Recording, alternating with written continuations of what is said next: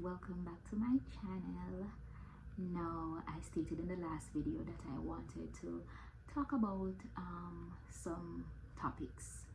So one of the topics that I wanted to touch on was the whole pregnancy, conceiving, infertility, pregnancy loss, all of that I want to talk about. Now, I got married at 22, so I got married pretty young. I'm now in my 30s.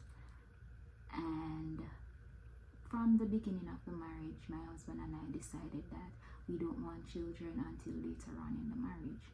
So we wanted to just enjoy each other first, travel and not having to worry about a child. So at about 28, I decided that, now would be the perfect time for me to have a child. Both of us were in good jobs, we both had vehicles, and we traveled quite a bunch of times and stuff like that. So we were saying, the next step for us is to start a family. So at the age of 28, I decided that, let's start trying.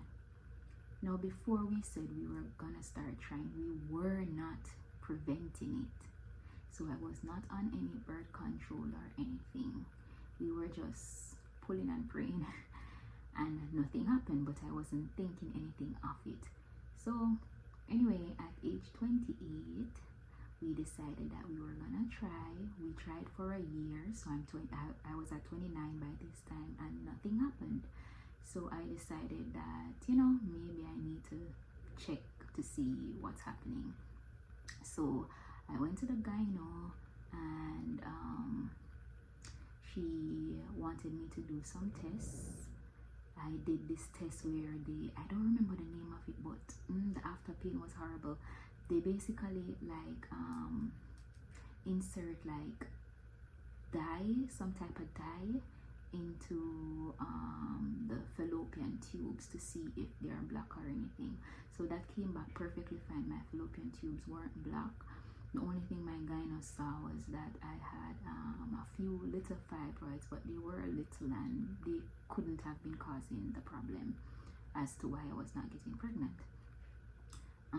She also ordered that my husband do some sperm count tests. We got that done and his sperm count was good, everything was good. So she said she wanted to start me on some fertility meds. I think it was Clomid. I started on the Clomid and it gave me horrible side effect, and it gave me double vision, which was scary, and it didn't work. So I stopped taking the Clomid. And then, I kind of took my mind off it, the whole pregnancy thing. I was changing jobs now, and at the time that I got the job, I found out that I was pregnant. So I was excited, but at the same time I was a bit worried because I'm just starting a new job, and the type of work that I did at the time is physical. I'm a beauty therapist, so I used to do massage, facials, manicures, pedicures, the whole work. So I had to eventually say to my employer. So anyway, before we get there, I got the pregnancy test result and it was positive. Went to my gyno right away. She did some checks saying everything looks fine. However, she's not seeing the gestational sac just as yet, because she was saying maybe I'm early and whatever, and I should come back within 2 weeks time. So within that 2 weeks I started spotting. So I went back to her before the 2 weeks, and she was telling me, it's normal sometimes to have spotting in early pregnancy, blah blah blah blah blah blah. Long story short, it turned out I had an ectopic pregnancy, and she didn't see that I had an ectopic pregnancy.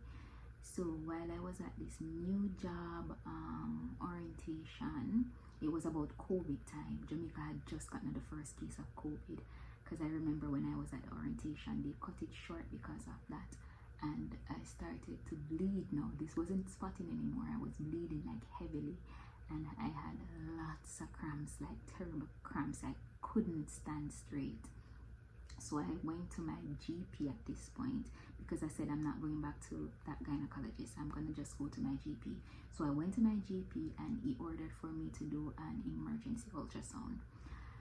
So that's when I found out that I had an ectopic pregnancy. He sent me to the hospital with emergency referral stating that I needed emergency surgery.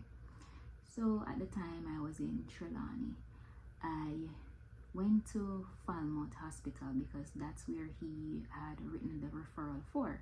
Went to Falmouth Hospital, went to the emergency side, show them and explain what was happening with me. They turned and told me to go take a number and have a seat because they only had one surgeon working at the time and he was doing a surgery, and I had to wait until the other surgeon come or whenever this surgeon come out of the operation. So I was there sitting, and at this time I was in pain. Bear in mind my husband was at work, and where he used to work he wasn't really allowed to use his phone, so it was hard to get in contact with him. My parents and family and everybody is back in Kingston, so I called them to let them know my mother and my sister was on the way to me, but at that time I was at the hospital alone because I couldn't get a hold of my husband. So I was sitting on the hospital bench at Falmouth Hospital and I started thinking to myself, I'm gonna die. I'm gonna die. By the time the surgeon get to me, I'm gonna die. And I'm like, no, I'm not gonna come on the news and be a statistic where young lady fall dead because of negligence. So I thought to myself, which other hospital is down this side? So I said Cornwall Regional, that's in Montego Bay. But then I'm like, no, I heard too much horrible story about Cornwall Regional. Then I am like, Hospital. But Hospital is a private hospital and I didn't have any health insurance at the time because I was switching jobs. So I'm like to myself, money can always be worked back. I can't get back my life. So I called a taxi because I didn't drive at that time. I couldn't drive. I had a car but I couldn't drive. I just bought a car but I couldn't drive because of all the pain that I was in. So the taxi came and the taxi rushed me down to Hospital, that's in Montego Bay. After I reached at Hospital now, I gave them the referral that I've gotten from my doctor stating the emergency. They told me to go to the cashier and they wanted, I think at the time it was 150,000 down payment in order for me to even see a doctor. But at the time, my husband and I we didn't have a joint account at then, and I had just purchased a car, so my account was like not looking good. I couldn't cover that, and I still couldn't get a hold of my husband. So I'm like, oh shit, what am I gonna do? What am I gonna do? I'm in so much pain. Then thanks be to God, this doctor came around and she saw me crouch down like how I'm crouching now because I was in severe pain at this point. So I was crouching over and she said to the receptionist, what's wrong with me? So the receptionist told her and gave her the letter. So the lady was like, no, get her around the back, get her prepped and ready for surgery, take her husband's number and continue to try calling him, but she needs to have the operation right now. God bless that surgeon. So they did in fact get a hold of my husband. He came and he paid the 150,000 deposit. By that time they had already started to hook me up, IVs and all of that, getting me ready for surgery. Long story short, my right fallopian tube was ruptured, so the surgeon had to take it out, so I only have one fallopian tube. The overall experience at hospital was very, very good. Everybody was exceptional. They were so caring because I was crying because I lost my fallopian tube, crying because I lost the pregnancy, all of that, and they were so caring and comforting and everything. I really appreciated that. Anyways, after that now, at age 30 now, I got pregnant again. I'm over the moon, everything. By this time I had changed gynecologists, and I went to my gyno right away because they told me as soon as I get pregnant, based on my history, I was now considered high risk of having another ectopic pregnancy. So as soon as I get pregnant, I have to go see a gynecologist to make sure that the pregnancy is in the right place. So I'm pregnant again at 30. I'm thinking, yeah, this one is it now. Yeah, I'm finally gonna be a mother. Guess again. Found out that I was having what they call a blighted ovum. Now, a blighted ovum, I didn't know anything about it. A blighted ovum is where you're pregnant, but the pregnancy stopped. So I had a gestational sac. It was in the right place, but there was no fetal pole, no yolk sac. So the pregnancy basically started developing but stopped. My body stopped it because apparently your body knows when something is gonna go wrong with the pregnancy. So to prevent that, your body just stopped. So my body stopped that pregnancy and I lost that. Now I'm 30. I'm at 31 and I get pregnant again, and I'm like, third time is the charm. Well, guess again, I think not. I had a what you call now a chemical pregnancy. So it showed up that I was pregnant, but in the early stages I just lost it. I just woke up one morning and I was like bleeding. That's it for that pregnancy. Quick, gone. Pregnancy number 4. How old was I? This pregnancy was shortly after the chemical pregnancy. I think I was about 32 by then. Yeah, I think. So anyways, I fall pregnant. I'm like, yeah, 4th time. I must eat this now. Must eat. Come here. I said, no man. I want me do so. Me can't go through all of this. When me do so in a life. So turns out I was having another blighted ovum. Another blighted ovum. By this time, I had spent up so much money on this whole pregnancy thing. I was doing the testing. Everything was coming back normal. Nothing wrong. Everything was coming back normal. My gynecologist at this time, he is based in Kingston, because I was back and forth between Kingston and Trelawney. So he ordered a bunch of tests, even some tests that I had to send, that had to be sent overseas. Everything came back that I was perfectly fine. So he couldn't really see why I was losing the pregnancy either. So he was telling me, you know, give it another try. Give it another try. By then, this would have been my 5th pregnancy, you know. No, my 4th pregnancy that I lost. And he's like, give it another try. Sometimes it looks, sometimes it's just happened. We have no explanation. And if it happened again, we're gonna let you do some genetic testing to see what's really going on, if it has something to do with the genetics. So I'm like, okay. So yeah, my OBGYN wanted me to try again, as he thought, you know, sometimes things like this happen. And as I stated before, he wanted to see if it happens again, he would have ordered some genetic testing to be done. So I was kind of tired of, you know, losing all these pregnancies. So I was even thinking about adoption and, you know, stuff like that. And I have completely taken my mind off the pregnancy. I started doing some classes, you know, going back to school and stuff like that. I wanted a change in my career.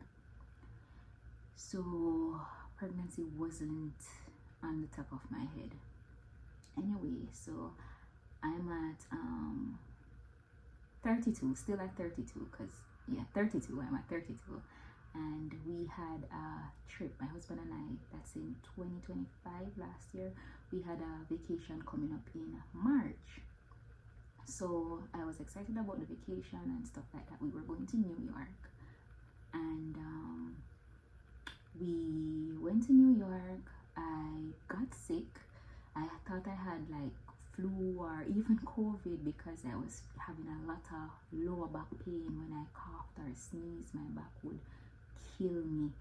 And I was taking all these meds, and for some reason I just couldn't get better. And while I was in New York too, you know, we were out drinking and stuff like that. And my period was late, but I wasn't thinking anything of it because, you know, sometimes the stress of traveling and stuff like that can cause your period to be late, because that has happened to me before. So I wasn't thinking anything of it. I wasn't thinking pregnancy or nothing. So after a week in New York, we went home, and almost another week and my period still hasn't come. So I'm like, no man, something wrong. So I bought a pregnancy test and I did it, and the line came up instantly. Two bright lines. This is the brightest I've ever seen pregnancy line from a being pregnant. Two bright lines right away. So I was saying to myself, you know, I'm gonna keep this quiet. I'm not gonna tell nobody, blah blah blah blah blah. But then again, it come to my mind and say, you know, keep it quiet, but tell your family, because I want prayer, and you know who I tell, I want them to pray for me. So my mother was the first person that I told, because I was at her house when I did the pregnancy test. My husband was at work. So I told my mom, and you know, we say we're not gonna worry, we're just gonna pray. And I told my aunt, because we're in this like family group, us girls, my aunt, my sisters, and my cousins, my girl cousins. So I said it there, and you know, everybody went in prayer and we prayed. You know, I told my husband, and you know, I prayed. I remember even before getting pregnant, I always prayed to God, you know, asking him to bless me with a little girl. If it's even one child, I would give thanks. And you know, just like Anna, I would give back that child to him, and you know, I would praise him and worship him for the rest of my life. So I was saying that prayer before I even got pregnant the 5th time. And yeah, so I was a little bit nervous, but at the same time I was a little bit more confident in this pregnancy. I don't know why. Maybe it's because of all the prayers that I've been praying, but I felt a little bit stronger and more confident with this pregnancy. So I went to my OBGYN now, and to find out how far along I was. I think I was at 6 weeks by this. Yeah, I think I was 6 weeks pregnant by this. And everything was looking great. There was the pregnancy, there was heartbeat. First time hearing a heartbeat. Yo, tears come my eye. Heartbeat, everything was looking good. And you know, I had to go back with it every 2 weeks. And each time I went, you know, the pregnancy kept progressing and progressing, and I kept giving God thanks. I kept it silent. By this time I was going to school, but I wasn't working. So I was just keeping it silent, you know, only my close family members knew, and a few friends, maybe about 2 friends. Nobody else knew. If you didn't see me with the belly, you wouldn't know I was pregnant, because I kept everything silent. I was still posting on social media, but no body shots, just like headshots or, you know, stuff like that. So yeah, the 5th pregnancy was the charm. Everything went well. I had a smooth pregnancy. However, I had a C-section, but that's for another story. And here I am in 2026 in Japan with my little princess. And this is Sumire. She doesn't look like me, she looks like her dad. Say hi, Sumivan. Say hi. Anyway, if you have any questions, you can just comment down below and ask me, and I'll answer them. Or if you want me to touch on any topics, I'll get into it. I'll make a video about it for you. Thank you so much for watching. Bye. Say bye, Sumire. Say bye, Sumi. You're not saying bye. Bye.